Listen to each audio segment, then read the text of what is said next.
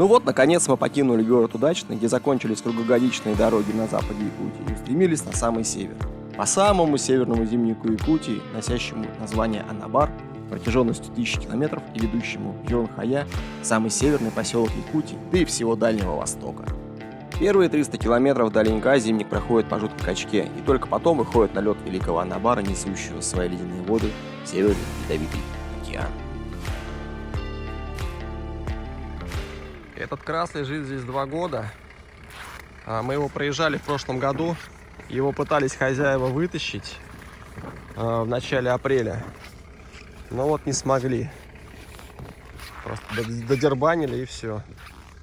Лежит здесь памятником. А провалился он в апреле 2019 года.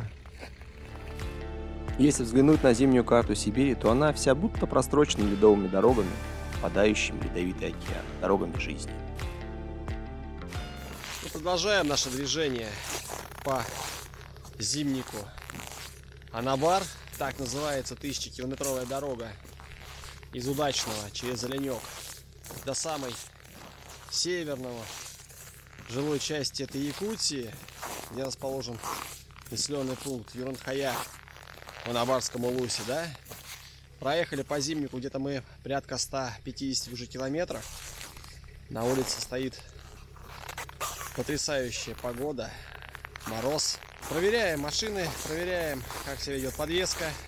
У нас есть еще где-то 850 километров цивилизации относительной. Дальше у нас вопрос с заправкой, тоже открытый вопрос. В Анабарском улусе с топливом проблемы. Сейчас будем заправляться в Оленьке, а дальше искать, где дозаправиться полные баки для того, чтобы идти на Хатангу. Настроение хорошее, боевой дух на подъеме. Мчим на Таймыр. Впереди нас ждет Челюскин. В отличие от марковского зимника, на зимнике Анабар нет никаких пикетов, заправок, кафе. Ничего, вообще ничего, только завораживающая ледяная красота зимней якутской тайги и редкий трафик. Большие технические сложности. Парни забыли закрыть калитку. Чуть-чуть ее поломало. Нет.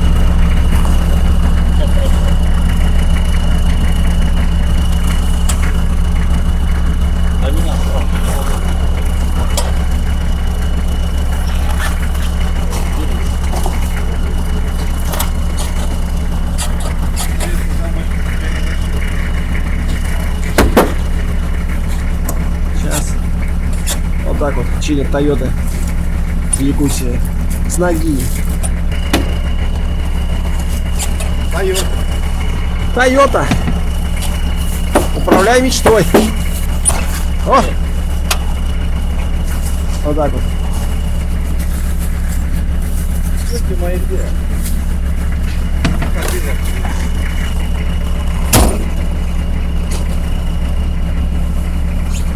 Все. Огонь. Починили Тойоту. Зимняя дорога продолжала разматывать километры, а погода нас радовала ярким солнцем и чистым морозным небом. И, конечно же, фантастическими зимними якутскими пейзажами.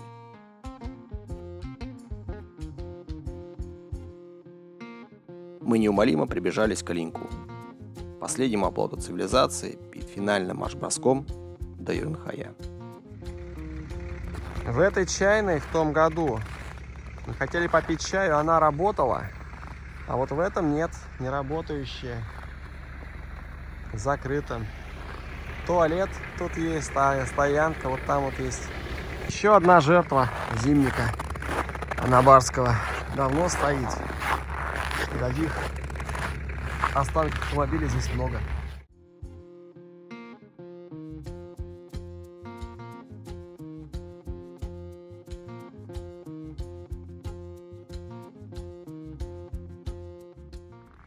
Приехали в поселок Оленек на берегу одноименной реки. Поселок крупный, есть заправка круглосуточная, магазинчики, много машин. Цены вполне себе здесь даже приятные. Ожидал, что будет сильно все дороже, но нет.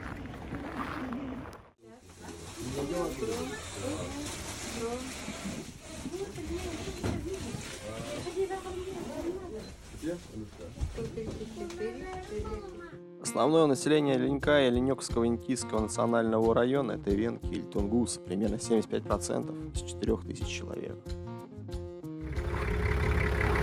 Приехали на Оленинскую нефтебазу. Здесь заправка у них. Вот такая вот модная заправка. Вот, сейчас дольемся. Полный бакет, литров 70. Заправляемся в Оленьке и с топливом по 80 рублей за литр. Как вам такое? О, мощная заправка. Всего 80 рублей. Вот это цены. А мы еще жалуемся, что у нас дизель по 48 рублей. 80. А дальше еще дороже. Ну ладно, чушь. А кто сказал, что будет дешево? Как и многие другие коренные народы севера, венки заняты в основном оленеводством, звероводством, охотой и рыбалкой. Ну и, конечно же, работают в Алросе на добыче алмазов. Зимник Анабар между Оленьком и Саскалахом. Охрененная, простите за мой французский, ледяная дорога, на которой можно мчать 60-70 км в час. Качка закончилась, теперь 500 километров вот такой вот дороги.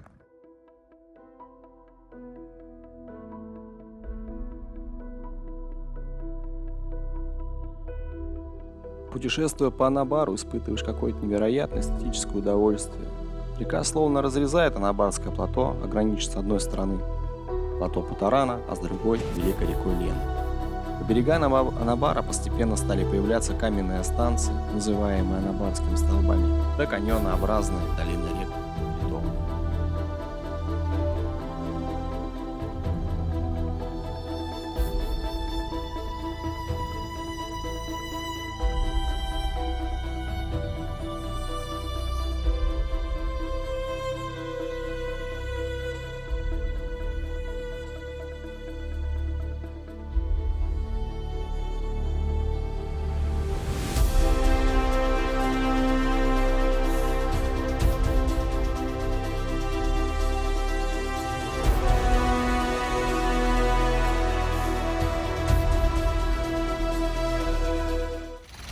А вот так Алрос ищет алмазы на Анабаре. Роют вот такие кучки, когда все промерзшее. Достают грунт.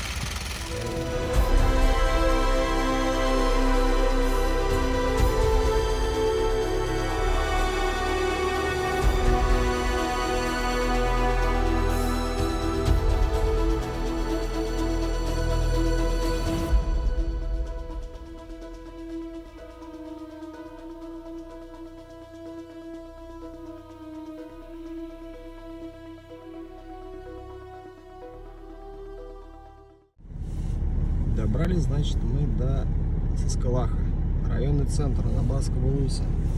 Время 10 часов вечера. Нашли, значит, заправщика, которому дали добро продать нам топливо по целых 95 рублей 38 копеек за 1 литр. Вот так-то. Официальная цена на заправке.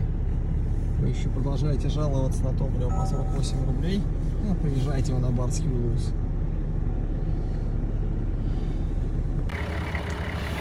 Заправляем в Саскалахе. Топливо на заправке. Вот.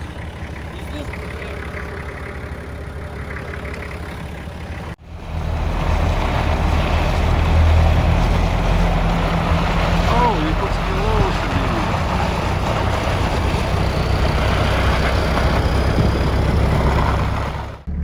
Суровые якутские лошадки на 72 градусе северной широты. Еще один день на Анабарском зимнике. Мы уже находимся в низовьях Анабара, в 100 километрах от Уренхаи. Последний населенный пункт и самый северный населенный пункт в Якутии. Зимник проходит последние 500-600 километров уже по реке. Офигенная скорость, все круто. Погода неизменная стоит, минус 40. Едем дальше. Вот так вот выглядит завтрак обычного туриста арктического. Каша. На фоне зимника. На фоне берегов Анабара. Ну что, дядя, там произошло? Toyota едет, все зашибись, все отлично вообще. Nissan стоит, Toyota едет, видно. А там у нас амортизатор, а? Славный амортизатор. Немножко оторвало шток амортизатора левого заднего, но у нас есть в запасе сварочный аппарат и амортизатор универсальный перед зад. Мы выберем меньше зол и применим это очень скоро. Отлично. Ну давайте, вперед. Мы вас догоним. Хаид, да? А? Как проехать на Юрий Хаид? 100 километров прямо. Спасибо.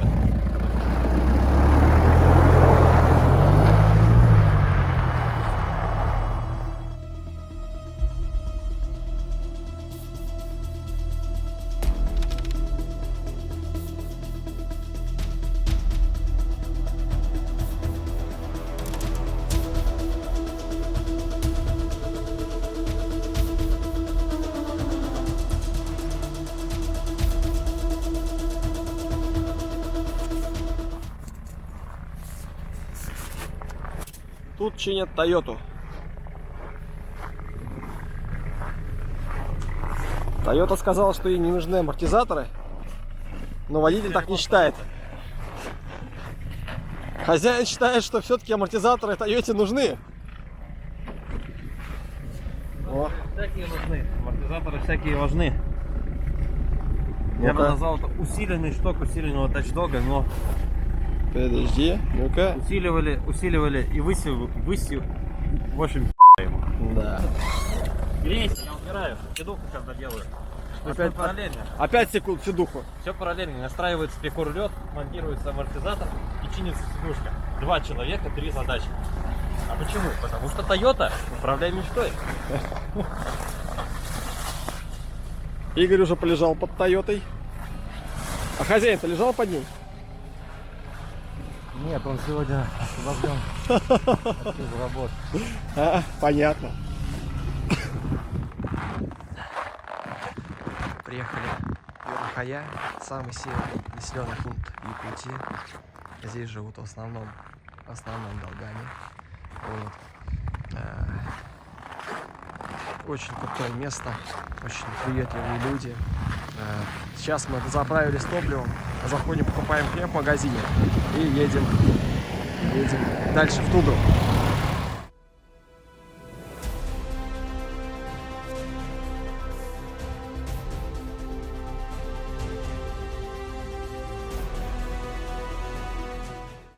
Спустя 2 недели после выезда из Москвы мы достигли поселка Юрхая, самого северного населенного пункта Якутии и одного из самых северных населенных пунктов в нашей стране. Прекрасное место. 3 километра назад мы его покинули, и теперь у нас будет 500 километров по тундре, речкам, бездорожье. Чуть-чуть проезжайте вперед, либо подтупливайте за нами. Мы сейчас будем в 3 слоя пробовать тестировать пикор лед.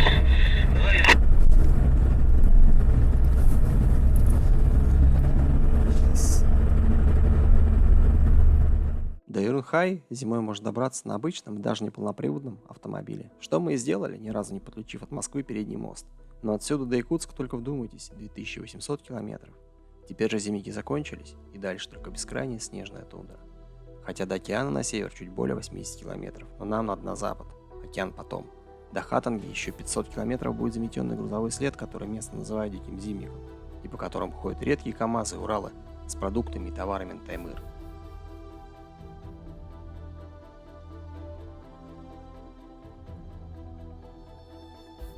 Прогноз погоды на ближайший день-два обещал нам отличную морозную погоду с температурами ниже 40 градусов. Но на подходе со стороны Норильска уже была мощная, теплая пурга, и мы спешили проскочить до ее начала. Но все равно предусмотрительно заправили 250 литров меня и 290 литров Стаса. Этого точно должно было хватить до Хатанги.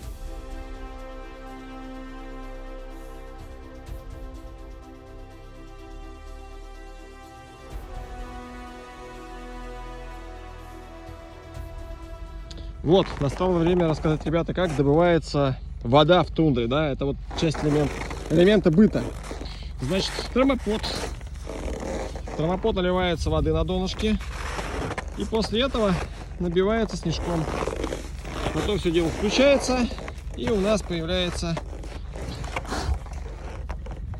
вода кипяченая. Вот так вот. Все. Можно идти кипятить.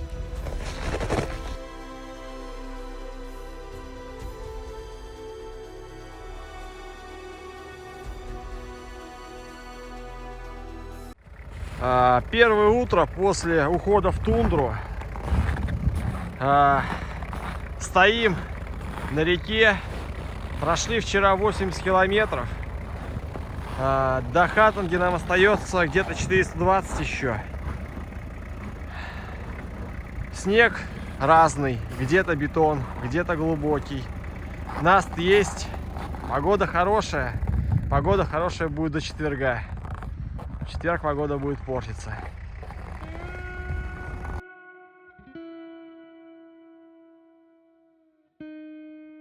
Чтобы попасть из Якутии в Хатангу, мы сначала двигались по рекам притокам Анабара, затем пересекли водораздел в тундре и опять зашли в реки, но уже на Таймыре, в притоке Хатанги. На самом деле, ехать по колее от КамАЗа или Урала не такая-то и простая задача, как может показаться на первый взгляд. Наши машины на 37-х и 38-х колесах даже здесь нередко подсаживались в самых снежных местах рельефа тундры.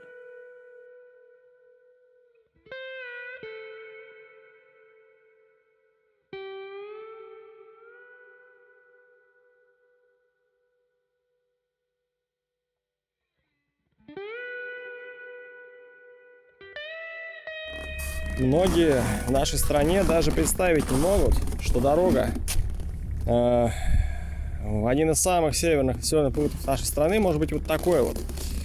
Да, это дорога жизни. По этой дороге из Красноярска в Хатангу доставляют зимой грузы. Такой вот стихийный зимний, который пробивается КамАЗами. Здесь нет никаких дорожников, здесь нет никаких заправок, нет никаких кафе, никакой инфраструктуры. Водители идут из Красноярска в Хатангу до 3 недель, в зависимости от погодных условий. Бывает даже по месяцу, если это весна и пуржит. Мы сейчас движемся от Красноярска чуть больше недели. Нам повезло с погодой. Погода стоит прекрасная, след стоит для нас твердый наст. Нет, не сказать, что дорога прям достаточно легкая. На нашей технике подготовленной мы идем, ну, скажем так, с некоторой натяжкой свободно, так можно сказать, да. 37 и 38 колеса позволяют, в принципе, особо не напрягаться. Если колеса были бы меньше, было бы гораздо сложнее. Наст твердый, но для того, чтобы по этому насту идти, надо, в общем-то, спускаться сильно ниже. Мы идем на давлении где-то в единичку. Это позволяет нам в колее от КамАЗа чувствовать себя достаточно уверенным. По нашим расчетам мы должны оказаться в Хатанге завтра к вечеру, если повезет. Вот. Но у нас сейчас на пути сначала визит друзьям в Сопочную, потом в Новорыбную. Погнали.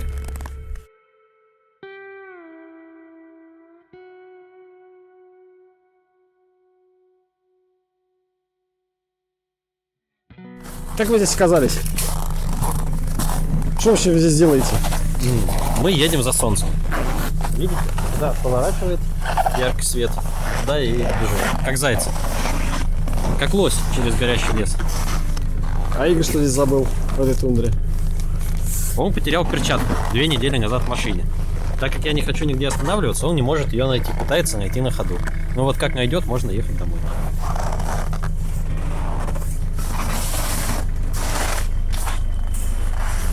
Почти целый день едем по тундре, которая с виду кажется безжизненной. На самом деле это не так.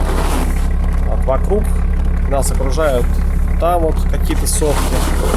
И вот с той стороны видно очень вдалеке, километров, наверное, 80, настоящие уже горы. Это отроги Путарана и так называемая Пегайская остроблема. Там наверху, километров 30, наверное, отсюда, в 40, мы даже поймали какие-то флюиды Билайна. Значит, там стоят где-то вот в этой части, мы стояли на возвышенности, видимо, в низине стоят алмазодобытчики и занимаются поиском алмазов. Там в Пегайской остроблеме большое месторождение искусственных алмазов. В советское время открыли, но не зарабатывали долгое время. Но вот, видимо, сейчас второе дыхание Алроса делает заход сюда. Или возможно, что здесь закипит когда-нибудь жизнь. Вот. А еще в этой тундре долгане оленеводы некоторое время назад в большом количестве задержали оленей. Сейчас остались только олени на якутской стороне, они до границы с Якутией, до границы Якутии пересекли несколько десятков километров назад. Здесь оленей нет, все олени оказались на той стороне домашние, так что здесь, если олени мы встретим, то это будет дикий олень. Остается нам по 15 километров до Попегая. Мы почти перешли Волок. И все, дальше по Попегаю мы уже, в общем-то, едем в сторону Аймыры. Вот такие есть интересные места. Но на самом деле в этом году снег гораздо больше, чем в прошлом. Правда, нас гораздо интереснее. Жалко, что мы здесь не встретили ни якутов, ни долган. Ну, может быть, кого-нибудь встретим, поинтересуемся, куда едут и зачем.